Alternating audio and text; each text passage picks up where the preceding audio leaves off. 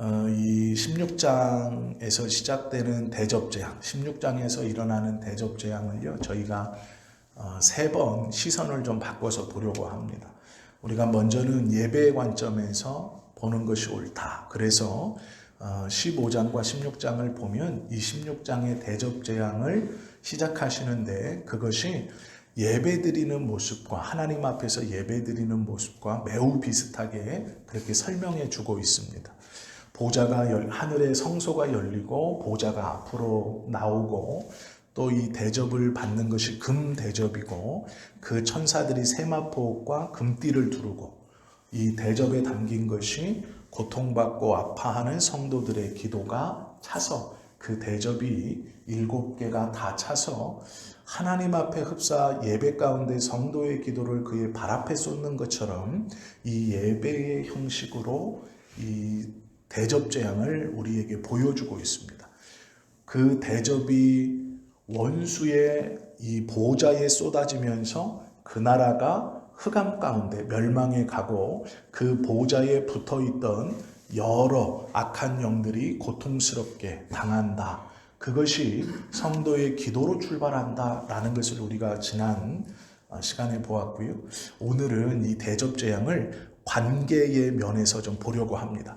먼저는 예배의 시선으로 보았고 오늘은 관계의 시선으로 보고 다음 주는 두려움의 시선으로 3번에 나누어서 똑같은 본문이지만 함께 좀 보려고 합니다. 연대라는 것은 매우 중요하죠. 내가 누구와 이 스크럼을 짜고 있느냐, 붙어 있느냐라는 것이군요. 연대라는 말은 예수님이 나와 함께 계신다라는 뜻인데요. 우리가 생각할 때 함께 있다라는 의미를 어떻게 생각하냐면 내가 여기 있고 예수님이 내 옆에나 내 뒤에나 이렇게 따로 가까이는 있지만 옆에 바로 계신 이렇게 생각합니다. 우리가 함께 있다라고 할 때 내가 이 첫 번째 자리에 앉아 있으면 우리 주님은 바로 옆자리에 가깝게 조금 더 친밀하신 분은 이 호흡이 들린다 이렇게 표현하시기도 하세요. 그 기도할 때면 하나님의 호흡, 이게 무슨 말이냐면 성령께서 함께 기도해 주시는, 즉 바짝 붙어서 기도해 주셔서 이 호흡, 성령님이 기도하다가 사람처럼 호흡하시는 그 호흡이 들린다 이렇게까지도 말하시는 분들도 있어요. 이 표현을 빌리자면 우리는 연대라고 하면 같이 있다라는 겁니다. 연대를 가장 잘 볼 수 있는 게 뭐냐면 서로 팔짱을 이렇게 탁 끼는 겁니다. 네, 그래서 이렇게 딱 붙들고 있죠. 이게 연대의 개념이에요. 그러니까 이렇게 지나가지 못하도록, 그러니까 들어오지 못하도록 서로 팔짱을 낀다가 연대예요. 이게 연대 개념이거든요. 그러면 하나님이 나와 함께 계신다가 연대라는 말인데 하나님이 나와 함께 계시면 팔짱 낀 상태, 우리가 이제 이렇게 생각할 수 있어요. 그런데 성경에서요, 이 하나님이 나와 함께 계신다라고 할 때는 조금 다른 개념으로 씁니다. 이 스크럼의 개념은 성령 받기 전에 제자들이 예수님과 있었던 관계하고 비슷해요. 이게 무슨 관계냐면 예수님이 식사하실 때 제자들이 멀리 있었던 게 아니고 함께 가까이 이렇게 식사하셨어요. 이런 것과 같은 거예요. 옆에 팔꿈치가 맞다고 어깨가 맞다고. 성령을 받았다. 하나님이 나와 동행하신다라는 것을 우리가 어떻게 느끼냐면 이렇게 연대했다라고만 느껴도 참 대단한 거예요. 하나님이 나와 함께 하십니다. 하나님이 우리와 함께 하십니다. 라고 할 때 이렇게 스크럼 짜듯이 연대만 하는 게 느껴도 대단한 건데 하나님은 그렇게 표현하지 않으세요. 성령이 우리 안에 계신다라고 할 때는 이 클링 투라고 써요. 클링 투. 이게 뭐냐면 앞면과 뒷면처럼 딱 붙어 계신다라는 뜻이에요. 이게 동전이 앞면이 있고 뒷면이 있지 않습니까? 그것처럼 이렇게 스크럼 짜는 수준이 아니고요. 딱 붙어 있다는 뜻으로 써요. 이게 떨어지지 않는 게 틈이 없어요. 떨어지는 틈이. 스크럼은 뚫고 들어갈 수 있죠. 그런데 이 하나님이 쓰시는 나와 함께 있다라는 개념은 이 클링 투라고 쓰는데 이게 딱 붙어 있는 상태예요. 동전이 앞과 뒤가 떨어지지 않은 것처럼 이렇게 붙어 있는 상태. 이 상태를 연대라고 쓰거든요. 그런데 이 단어가 참 귀한 단어인 게 뭐냐면 우리가 예수님을 구세주로 믿게 하셔서 믿죠. 그리고 하나님의 말씀처럼 성령이 우리 안에 내주하셔서 예배를 드리고 기도를 하고 하나님의 말씀을 듣습니다. 이 상태를 뭐라 그러냐면 딱 붙어 있다 이렇게 표현하세요. 그러면 연대라는 표현을 어디다 쓰느냐? 마귀와 마귀의 종들을 설명할 때 쓰세요. 이게 뭐냐면 이 마귀가 뒤에서 서 있고 스크럼 짜라 그러면 이제 마귀의 종들이 이렇게 연대하는 거예요. 이렇게 묶어서 이렇게 설명하세요. 즉 악한 것들이 선한 사람들을 괴롭히거나 둘러쌀 때 어떻게 쌓아가느냐? 도망치지 못하도록 연대 이렇게 스크럼 짜듯이 관계를 이렇게 설명해요. 죄에 끌려가는 이 죄인들 할 때 이런 표현을 써요. 딱 양쪽에서 스크럼 짜듯이 팔을 탁 잡고 끌고 가는 거예요. 꼼짝달싹 이렇게 묶여서 이걸 죄의 종에 대해서 구원받지 못한 사람들이 죄에 대해서 저항하지 못할 때 쓰는 단어가 이런 뜻이에요. 스크럼 짰다 양쪽에. 그런데 하나님은 어떻게 표현하시냐면 이렇게 표현하시는 게 아니라 탁 붙어있다 이렇게 표현하셔요. 그러니까 좀 이미지가 달라요. 근데 오늘 이 16장 우리가 9절에서 함께 볼 주제는 스크럼인 거예요. 이 스크럼이란 말은 어떤 말이에요? 하나님과 나와의 관계가 아닌 마귀와 이 죄에 연관되어 있는 관계를 지금 설명하고 있는 거예요. 그 관점으로 보겠다는 거예요. 그러면 예배의 관점은 선한 관점으로 본 거죠. 예배의 관점은 우리의 입장에서 아래에서 위로 올려다본 거예요. 예배는 우리의 관점에서 위로 올려다본 관점이에요. 그럼 오늘 보는 이 연대는요. 악한 관점에서 쳐다보고 있는 거예요. 이 본문을 왜 이렇게 봐야 또 다음 주에는 두려움의 관점에서 볼 거예요. 또 아래 이 두려움은 하늘을 보는 게 아니라 아래에서 아래를 보는 관점이에요. 땅에서 땅을 보는 관점이거든요. 왜 이렇게 봐야 되느냐? 계시록 17장의 대접재앙이 끝나면 이제 교회가 바로 등장해서 이 교회가 싸웁니다. 세상하고. 막 전투를 해요. 그런데 그 전투 직전에 이 대접재앙이 세 번째 마지막 재앙으로 등장하면서 이 대접재앙을 잘 파악하면 싸우는 이 전투의 결과나 어떻게 싸워야 되는지가 나와요. 그래서 이 16장이 굉장히 중요한 재앙 중 하나입니다. 오늘은 이 연계라는 것으로 볼 건데요. 연대하다 이것으로 볼 건데요. 특별히 악의 세력과 연대되어 있는 이 심판을 당하는 사람들의 입장에서 볼 겁니다. 16장 2절 말씀에 보면 이렇게 돼 있어요.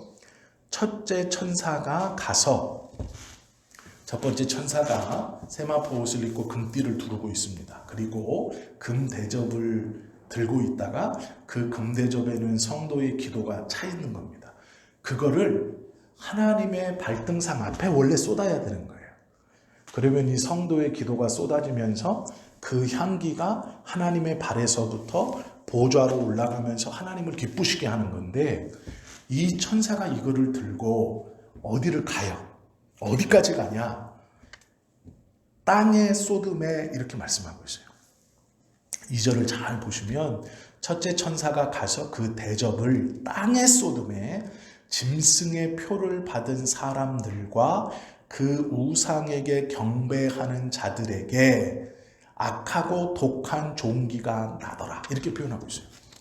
첫 번째 대접을 하나님의 이 보좌 앞에 쏟는 게 아니고 땅에다가 쏟으니까 그 땅에서 악한 종기 그리고 독하고 악한 종기가 막 일어나는 거예요. 그런데 누구에게 일어나느냐? 연대하고 있는 사람에게 일어나요. 누구와 연대하고 있는 사람에게 일어나느냐? 짐승의 표를 받은 사람들과 그 우상에게 경배하는 자, 즉 사단과 연대하고 있는 자들에게 일어나는 거예요. 첫 번째 대접의 재앙이 누구에게 일어나느냐? 연대하는 자. 누구와 연대요? 하나님이 아니라 악한 것들과 연대하고 있는 자들에게 벌어지는 재앙이다. 이렇게 말해요. 이 연대라는 것은 숭배입니다. 관계가 있다는 거예요. 하나님을 우리는 숭배한다고 말하지 않아요. 하나님을 경배한다라고 말하죠. 악한 것은요, 숭배한다 그래요. 이 숭배와 경배라는 개념도 좀 다른 개념입니다. 그런데 악한 것을 숭배한다라는 건 이 스크럼과 같은 거 이렇게 아주 강한 결속인 것 같지만 뚫어낼 수 있어요.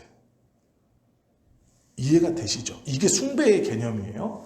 숭배라는 것은 나를 붙들고 악한 것이 내 영혼을 꽉 붙들고 여기저기 다니면서 절대로 빠져나가지 못하게 꽉 막고 있는 것 같지만 그렇지 않다는 거예요. 이게 뚫어내지 못할 관계인 것 같지만 그렇지 않다. 이렇게 말하는 거예요. 숭배라는 건요, 가운데다 놓고 그것을 그림으로 표현하자면 이런 거예요. 가운데 뭔가를 놓습니다. 뭐 금으로 만든 것이든 나무로 만든 것이든 뭔가를 놓고 조금 떨어져서, 즉 팔로 그것을 만질 수 없는 만큼 최소한 그걸 숭배의 대상은요 될 수 없어요. 이 숭배라는 개념이 어떤 개념이냐면, 이 물컵을 우리가 숭배한다고 보면, 이 물컵을 여기다 놓으면 숭배의 대상은 손으로 만질 수 없어요. 그러니까 접촉할 수 없어요. 그러면 최소한 내가 손을 뻗어 닿을 수 없는 거리에 떨어져서 이 숭배라는 건 요걸 뱅뱅 도는 거예요. 그림 언어로 표현하면 요거를 뱅 도는 거예요. 가까이는 못 가고 요거를 가운데다 놓고 손대지는 않지만 뱅뱅 도는 거예요. 쭉 도는 거예요. 이게 숭배를 그림으로 표현하면 이렇거든요. 그러면 어떤 거 생각나세요? 금송아지 놓고 이스라엘 백성들이 뱅뱅 돌면서 춤추는, 그게 숭배인 거예요. 그래서 우상에게는 숭배한다라고 표현해요. 그런데 이걸 만질 수 없어요. 숭배의 개념은요, 이걸 손대지 못해요. 그러니까 돈을 숭배한다라고 봤을 때 돈을 놓고 뺑뺑 도는 거예요. 근데 만질 수 있어요, 없어요? 없어요. 내가 못 갖는다는 거예요. 이 숭배라는 것이 히브리인들이 표현할 때 이런 거예요. 가운데다 놓고 도는 거야. 근데 잡지를 못해요. 이게 숭배의 개념이에요. 이게 돈이면 돈을 놓고 도는데 눈으로는 보는데 잡지는 못하는 거예요. 내 거는 안 되는 거예요. 이게 권력이고 출세고 건강이면 놓고 도는데 못 잡아요. 이게 숭배의 개념이거든요. 그러니까 세상 사람들이 우상을 놓고 숭배하는 거예요. 만지지는 못해요. 뺑 도는 거예요. 근데 이 숭배를 깨면 하나님이 어떻게 깨세요? 출애굽에 보면 나와 있어요. 이걸 어떻게 깨시냐면 이걸 갈아가지고 마셔버리라 그래요. 그 금송아지를 갈아서 마셔서 먹으라 그래요.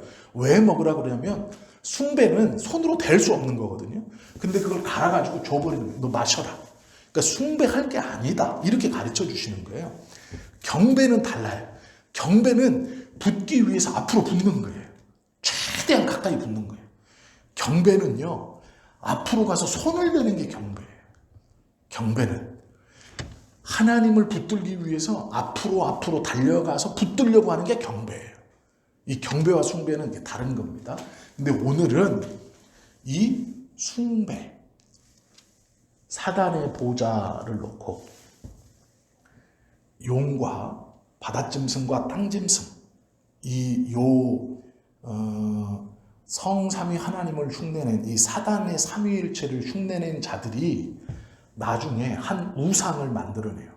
이 우상이 병도 고치고 말도 하면서 사람들을 미혹해서 결국 바닷짐승을 숭배하게 만들고, 이 바닷짐승은 용을 숭배하게 만들어요. 이것이 이 하나님을 흉내낸 악한 것들이 범하는 거예요. 그 방법이 뭐냐? 숭배예요. 보여줘요. 돈을 보여주고 권력을 보여주고 보여줘요. 그런데 뱅뱅 돌게만 하는 거예요. 손은 대지 못하게 뱅뱅 돌게만, 줄 듯이 안 줄 듯이 눈에 보여주며 이게 숭배. 이렇게 빠져있는 자들이 결국 어떻게 되느냐, 진노의 날에 그 대접이 쏟아질 때 악하고 독한 종기가 나는 것이 출발이다, 이렇게 말하고 있어요. 가까이 가지 못하면서 도는 것. 그러면 하나님을 경배하는 자들은 다르죠. 제가 설명을 드렸어요. 경배는 앞으로 가는 거예요. 전진해 나가는 거예요. 그냥 가까이 가는 거예요. 그래서 우리가 바울이나 이런 사람들 보면 그리스도를 믿는다라고 말하면서 내가 달려간다 이렇게 표현해요. 머물러 있거나 돌거나 이렇게 말하지 않고 간다라고 표현해요.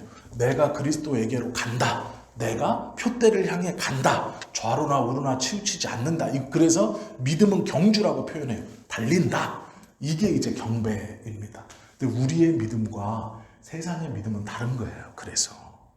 그래서 경배는 향방 없는 것처럼, 즉 목적 없이 고주위를 뱅뱅 돌기 때문에 방향이 필요가 없어요. 돌면 되니까. 이쪽으로 가도 돌고 저쪽으로 가도 돌고 다 도는 거예요. 그러나 달리는 건 다르죠. 가는 것은 목적이 있기 때문에 그곳을 향해 가까이 가는 거예요. 가까이. 매일매일 가까이 가는 거. 이게 이제 우리의 신앙이고 이게 경배입니다. 그럼 우리는 지금 경배를 보는 건 아니지만 이 차이점을 알아야 왜 이 사람들이 두려운 징계를 받는지를 우리가 정확하게 파악할 수 있죠. 이 사람들은 악한 세력과 연계가 되었어요. 그런데 그 연계의 방법이 경배라는 거예요. 보여주지만 손대지 못하게 하고 뱅뱅 돌게 만드는 거예요. 그것을 하는 잔데 이 사람들을 우리가 볼 때, 야, 쟤들은 어리석다. 왜 그러냐면 보이기는 하지만 손은 못 대고 잡힐 듯 말 듯 하면서 그거를 뱅뱅 돌면서 사람 피 말리게 하는 게 이제 이 우상을 숭배하는 사람들의 모습이거든요. 그럼 우리가 볼 때는 아이고 저 어리석은 사람들이라고 하지만 이 사람들은 우리를 보고 뭐라 그럴까요? 반대로 공격할 때는 야, 우리는 보이기는 하지. 니네는 끝도 없는데 달려가고 있잖아 라고 얘기하는 거예요. 그러나 우리가 그 끝도 없는 것을 보면서 달려가느냐? 그렇잖아요. 성경은 믿음을 보이지 않는 것을 보는 것 같이 달려간다고 얘기해요. 이게 믿음이라고 얘기해요. 그러니까 보이지 않는 것을 가지고 조롱하는 것은 믿지 않는 사람들이 믿는 사람들을 조롱하는 말이에요. 너희는 보이지도 않는데 달려가고 있지 않냐? 그게 틀린지 그른지 어떻게 하느냐라고 물어요. 그러나 믿는 사람들은 하나님이 와라, 달려와라 라고 하신 거기 때문에 그 와라를 믿고 가는 거예요. 이게 이제 믿음입니다. 경배는 앞으로 가는 거예요. 그래서 천국은 침노하는 자라고 말씀하시는 거예요. 밀고 들어오는 거예요. 문이 있는데 막 밀고 들어가는 게 경배예요. 우리의 믿음은요, 서 있는 게 아니라 밀고 나가는 거예요. 앞으로 쭉쭉. 이거를 알면 요 악한 것과 관계를 맺고 있는 사람들의 이 두 가지 이 무서움이 우리에게 자연스럽게 이제 알게 돼요. 그게 뭐냐면 결국 이 사람들은 이것을 뱅뱅 돌다가 이것을 취하지도 못합니다. 달콤함에 취해서 무슨 주술에 걸린 것처럼 뱅뱅 돌아요. 성공할 수 있고 이걸 가질 수 있는 것처럼. 그러나 절대로 가질 수 없어요. 왜냐하면 그것을 만지게 하면 이것을 만지게 하는 순간 이것이 아무것도 아니라는 정체가 탄로나기 때문에 절대로 만지지 못하게 해요. 이게 법칙입니다. 그러면 이 사람들은 이것을 숭배하다가, 즉 사단의 잘못된 보좌를 빙빙 돌면서 그것을 숭배하다가 심판까지 나아가는데 우리가 볼 때는 두 가지의 불쌍함이 생겨요. 하나는 저들의 마지막이 심판이라는 거예요.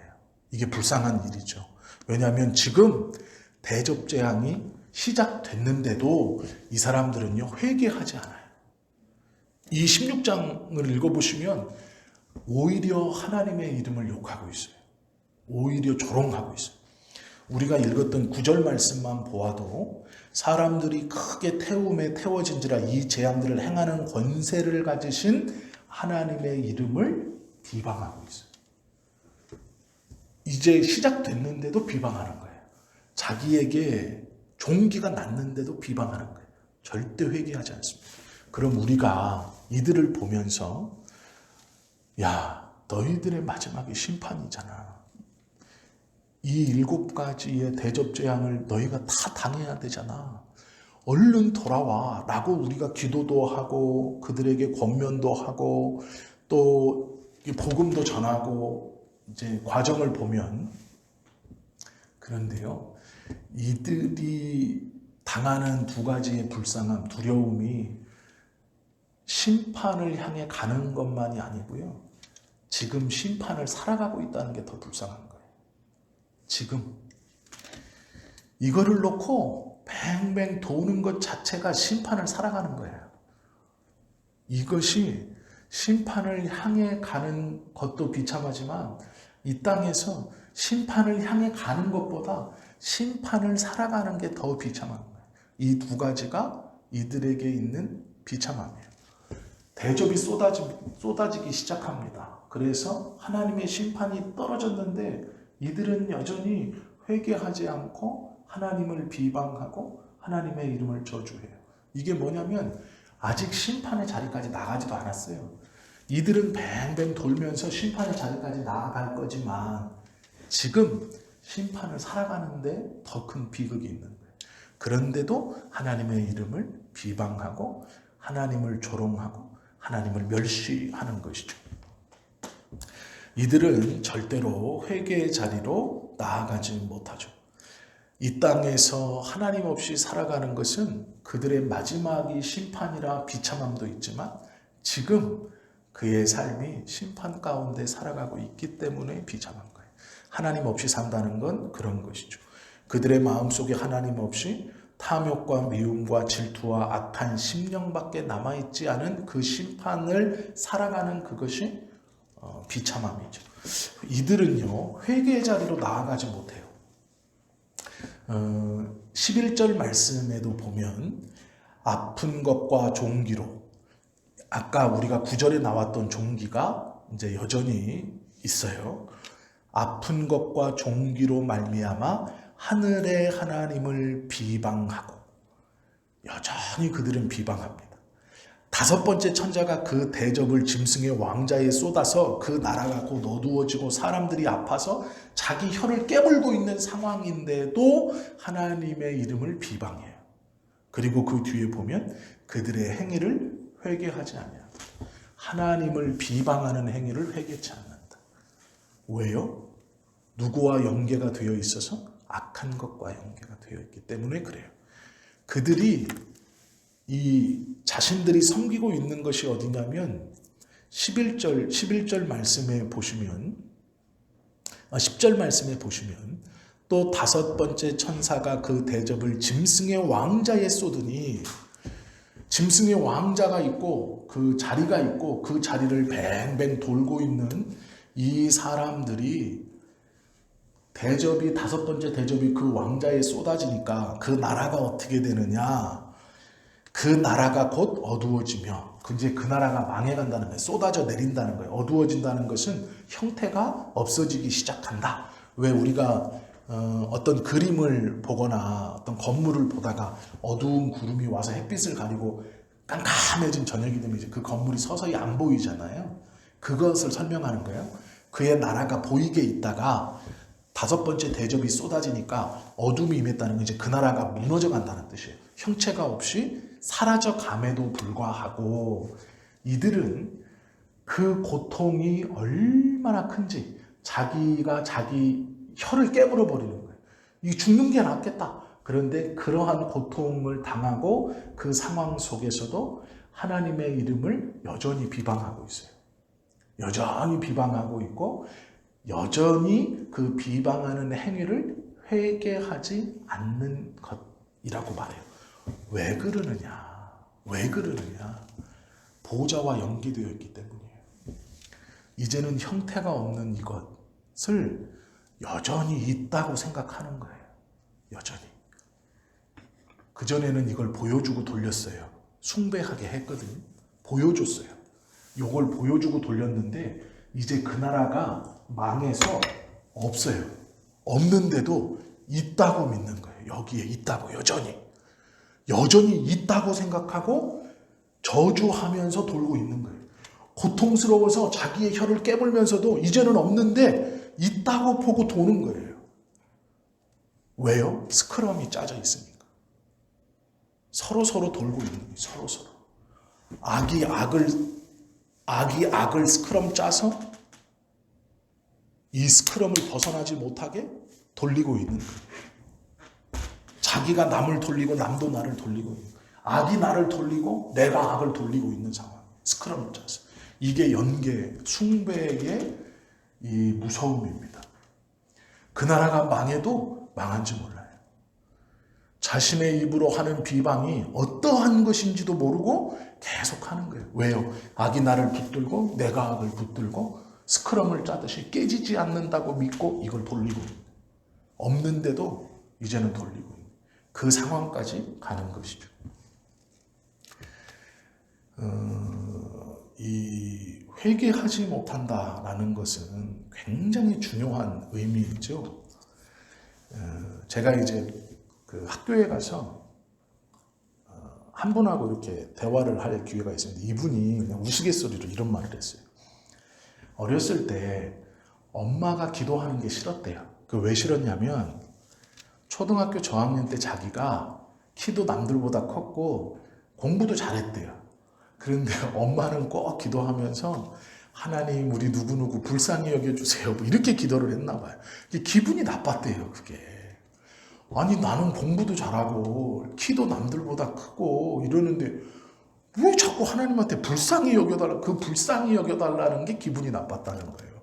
어렸을 때 자기가 그랬다는 거예요. 근데 커서 보니까 그게 얼마나 귀한 기도인지를 알게 됐다는 거예요. 그래서 제가 그걸 듣는데 은혜가 되더라고요. 아, 그렇지. 근데 어려서는 그 엄마의 그 우리 딸 누구를 불쌍히 여겨주세요 하는 게 그렇게 싫더래요. 막 짜증이 막 나더래요.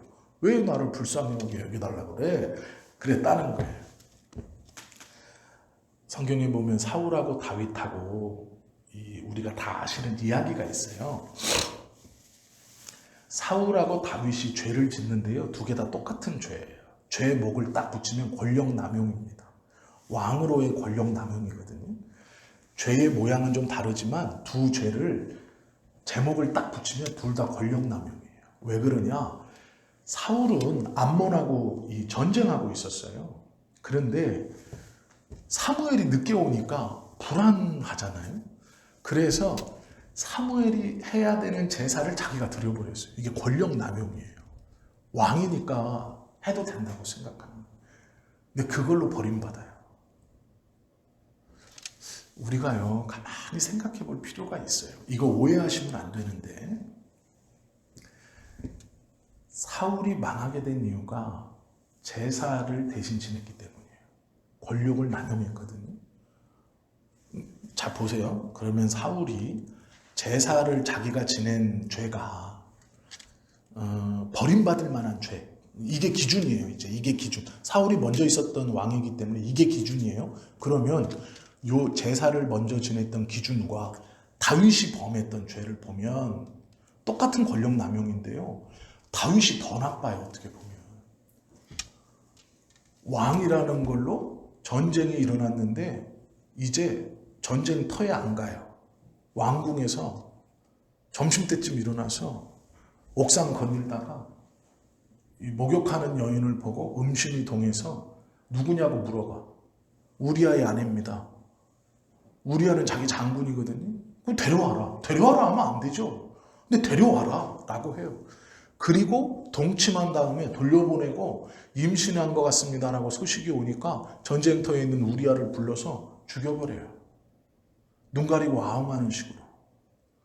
그러면 사울이 암몬하고 이스라엘하고 전쟁하다가 자신의 병사들이 두려움에 떨고 있고 이 전쟁에서 질 것 같고 나라가 어떻게 될 것 같으니까 제사를 왕이 약속 시간에 또 오지도 않아요. 사무엘은 늦게 왔거든요. 기다리다가 한 거예요.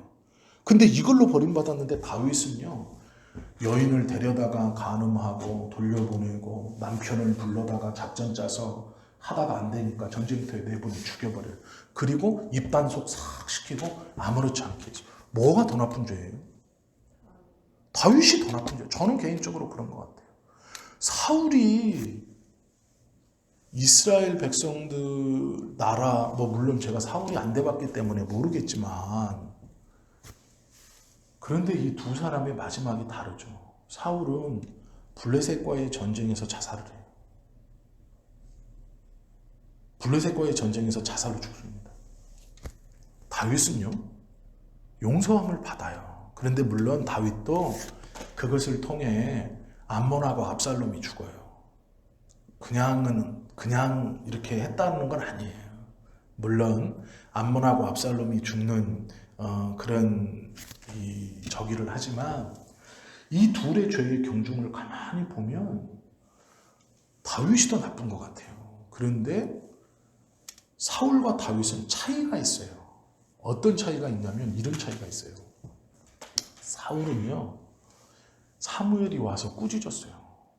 누가 제사 지냈냐? 제사 지낸 건 분명히 알 수 있어요. 왜 그랬냐면 이스라엘의 제사는요, 우리처럼 이렇게 상 펴놓고 향 피고 절하고 술 따르고 이런 제사가 아니에요. 새 단을 제사 드릴 때마다 새로운 단을 쌓아요. 옛날 단에다가 제사 드리는 경우는 거의 없어요.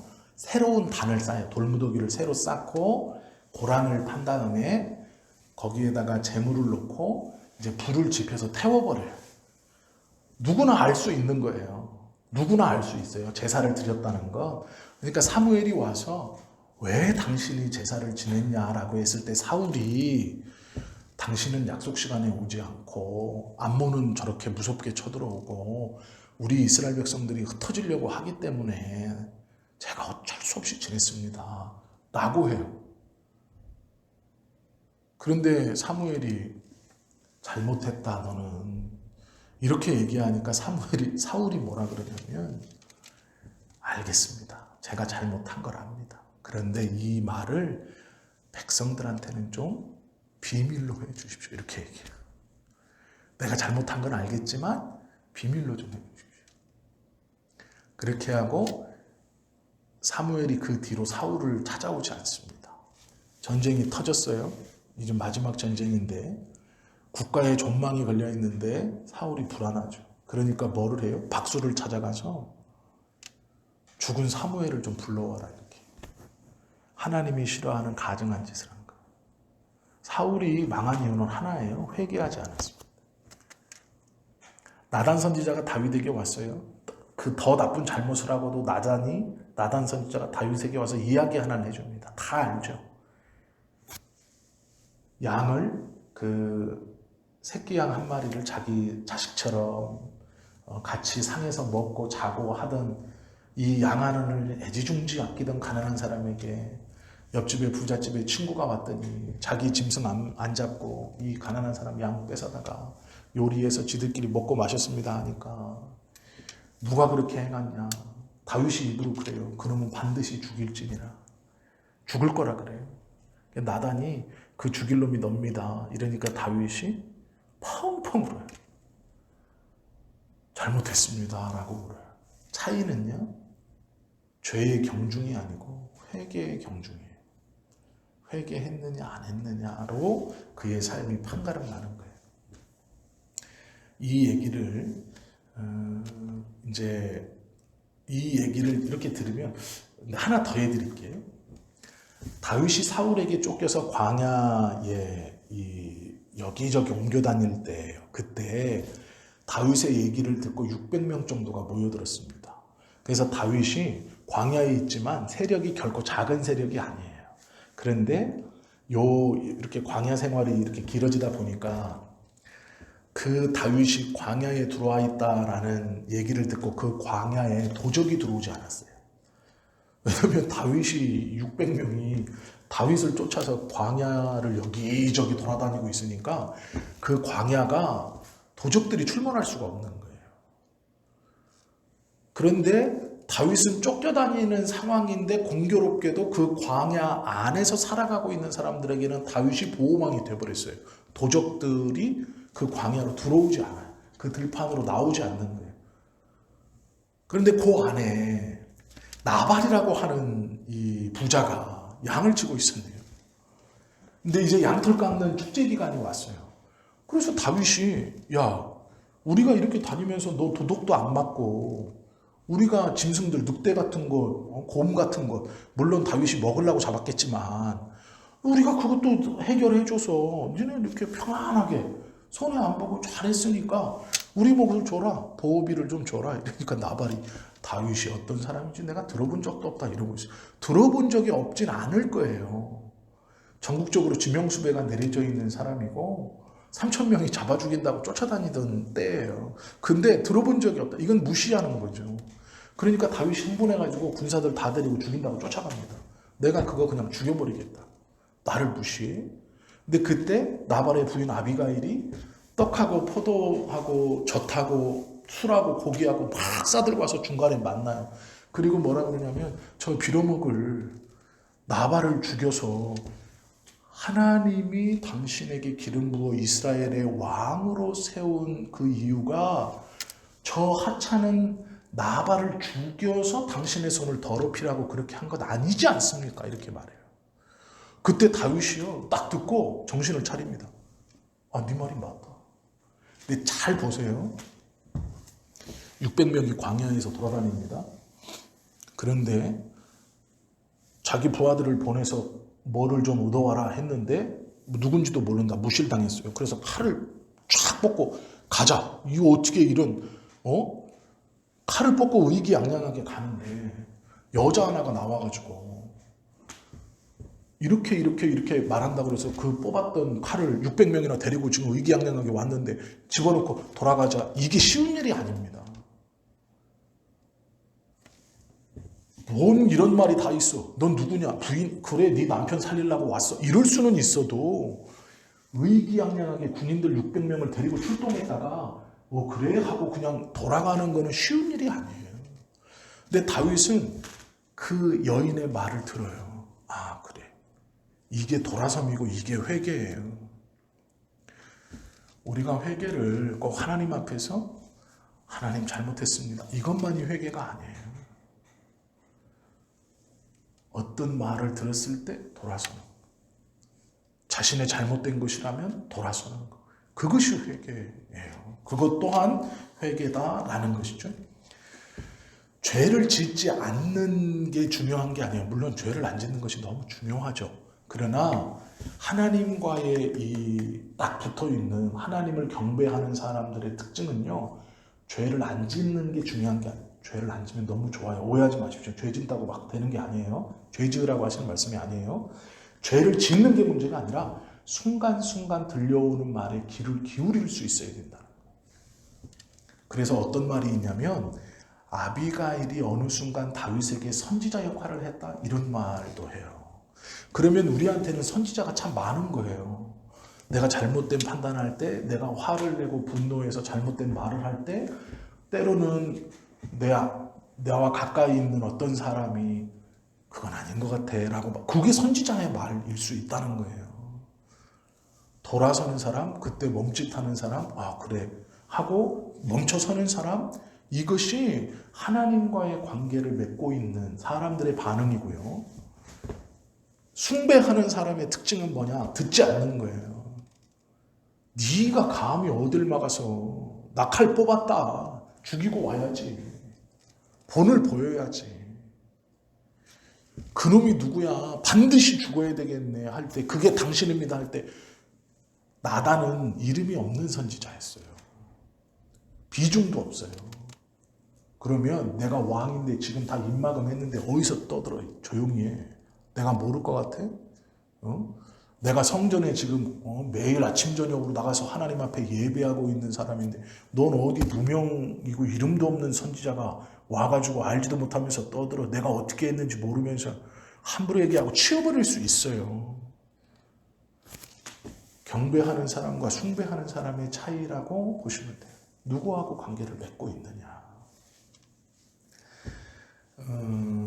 계시록 12장과 13장에 보면 사단의 삼위일체, 용짐승, 용, 바다짐승, 땅짐승이 나와요. 그중 적그리스도라고 표현되는 바다짐승은 과장된 삶으로 사람들을 이끌어요. 막 끌고 들이는 거예요. 그리고 바벨론의 문화를 막 집어넣어요. 그래서 이것들을 표현할 때 보면요, 큰 음료, 큰 바벨론 이렇게 써놨어요. 크다라고 써놨어요. 아예 그냥 크다. 큰 음료, 큰 바벨론. 세상의 물질이나 세상의 어떠한 것들을 그렇게 포장해서 말씀을 해놓은 거죠. 우리는 이것들과 숭배하는 사람들과는 다르죠. 이제 시간이 됐기 때문에 말씀을 좀 마칠게요. 사무엘하 12장 5절 말씀에 보면 이런 말씀이 있어요. 다윗이 그 사람으로 말미암아 노하여 나단에게 이르되 여호와의 살아계심을 두고 맹세하노니 이 일을 행한 그 사람은 마땅히 죽을지라. 자기가 봐도 이 일을 행한 사람은 여호와의 이름으로 마땅히 죽는 게 정상이에요. 그러면 자기가 죽는 게 정상인 거예요. 이해가 되셨죠? 이 말씀이, 본문이. 그런데 누구하고의 연계가 되어 있느냐가 중요하다라는 거예요. 죄는요, 우리 모두를 자격 없는 사람으로 만들고 우리 모두를 죽음 가운데로 가지고 끌고 들어가는 거예요. 꽉 붙들어서 떨어지지 않도록 밀고 들어가요. 끌고 들어가요. 그런데 그것에 대해서 설 수 있는 게 무엇이냐? 내가 누구와 연관을 맺고 있느냐예요. 사울은요, 사무엘이 떠나갔어요. 찾아오지 않아요. 죽는 날까지. 사무엘이 누군데요? 마지막 사사이면서 선지자. 어려서부터 하나님의 음성을 듣고 이스라엘의 첫 번째, 두 번째 왕의 기름을 부은 사람. 하나님의 음성이 아니고는 움직이지 않았던 탁월한 선지자. 그 선지자가 원래 자기 편이었어요. 그 선지자가 사울 편이었어요. 그런데 선지자가 떠나가요. 그리고 오지 않아요. 사울이 죽을 때까지요, 어떤 선지자도 사울을 찾아오지 않아요. 그러니까 박수한테 가서 죽은 사울의 귀신 좀 끌어올려, 영혼을 끌어올려 달라고 얘기해요. 근데 다윗은요, 연계가 누구하고 돼 있어요? 하나님하고 돼 있어요. 선지자들이 찾아와요. 나단이 와서 말했다는 게 중요한 게 아니고요, 나단이 왔다는 게 중요한 거예요. 유명하지 않은 선지자인데 왔어요. 다윗 앞에 나와요. 왕 앞에. 유명하지 않은 선지자인데 찾아와요. 그래서 그가 비유로 드는 것이 뭐냐면 칭찬이 아니라 자신의 죄를 얘기해 주는. 이 관계가 내가 하나님의 말씀을 가까이 하고 있는 사람인지 아닌지, 내가 예배를 가까이 하고 기도하는 사람인지 아닌지가 내가 어떤 죄를, 죄송합니다, 범했는지 아닌지보다 더 중요하다. 오해하지 마시라고 말씀드리는 거예요. 경중을 따졌을 때 이게 더 중요하다라는 거예요. 우리는요, 긍휼로 살아가는 사람들이에요. 우리의 열심으로 살아가는 사람이 아니고, 우리도 똑같이 죄를 범하고 실수를 합니다. 그러나 긍휼로 하나님의 말씀이 다시 우리에게 임하셔서 우리로 기독케 하셔서 그것을 뉘우치게 하시고 하나님 앞에 회개케 하시고 예배를 드리면서 하나님의 말씀을 또 듣게 하시고 찬송하게 하면서 하나님이 우리의 부정함과 우리의 이 더러움을 깨끗이 씻어주시면서 긍휼로 살아가는 사람들이에요. 우리는 우리의 이야기를 제3자의 입장에서 들으면 그거는 반드시 죽을 겁니다 라고 다윗처럼 고백할 수밖에 없는 사람들이에요.